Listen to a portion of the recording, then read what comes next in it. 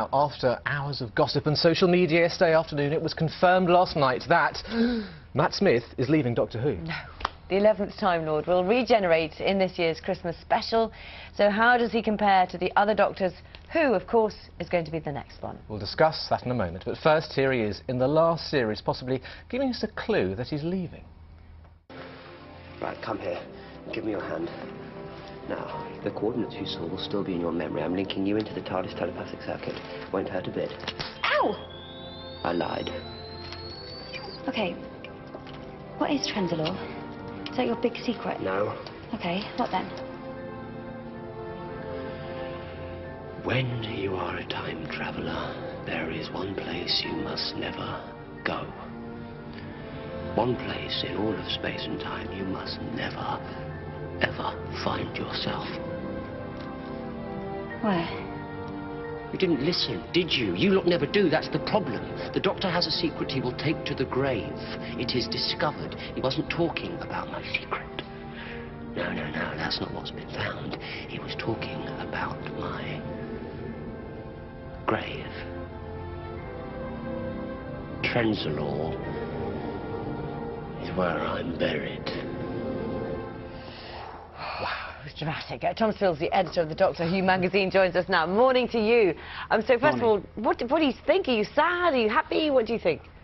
Oh, I'm not happy at all that Matt's going, because I think he's been a great Doctor, and you know, you want to hang on to the good Doctors, but of course they always change after a few years, and that's part of the reason it's lasted for 50 years. Is it fair to say that it's not much of a surprise? Because as you say, there is a kind of a period of time after which you kind of assume another actor's going to take the role.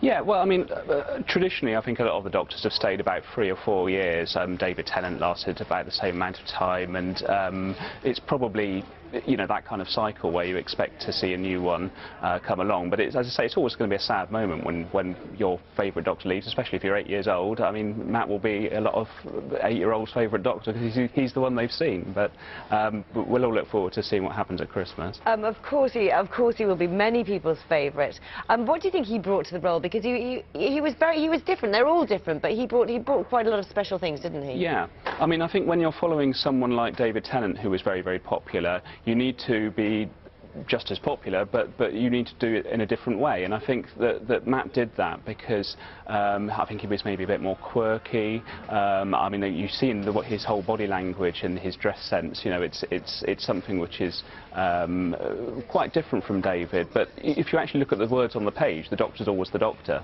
but it's the way the actor interprets it that creates the differences between them. And that's an interesting point, isn't it? Because I've heard someone say that James Bond is probably the only other character which is like this, whereby a different actor will take on board the character, bring their own stamp to it, but yet it is ultimately the same character. It was pretty much unique apart from James Bond, isn't it?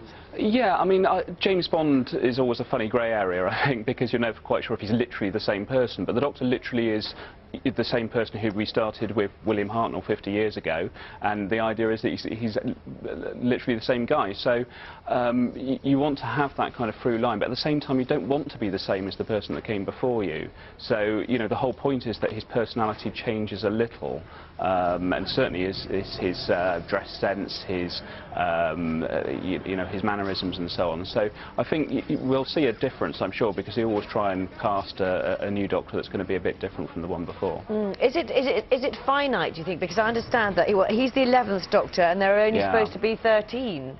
Yeah, everyone seems to remember that, don't they? Yes, there was a rule that was created in a storyline about 35 years ago where Time Lords could only change 12 times, so after the 13th life. I don't know, I mean, you're not going to end the series when it's as popular as this, but it'll be interesting to see when we actually get to that point whether it becomes part of the storyline. Okay, I think that could be quite fun. So when it comes to the next Doctor then, who do you think we're going to see? Could we see a female Doctor?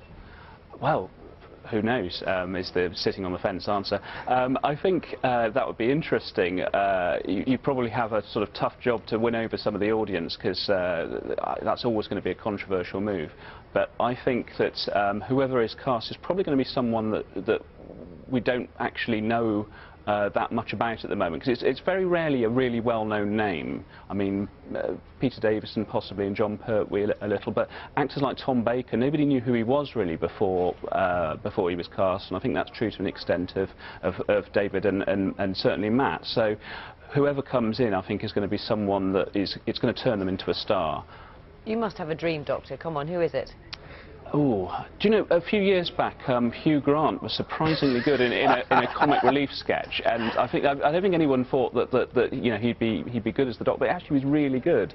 I don't suppose they get him on a full-time basis, but I mean, you know, people would watch that, wouldn't they? If it happens, we heard it here first. Can you imagine? Hugh Grant as the Doctor. Oh, thank you very much, Tom and Joy, whoever it is next. Thank you. Excellent.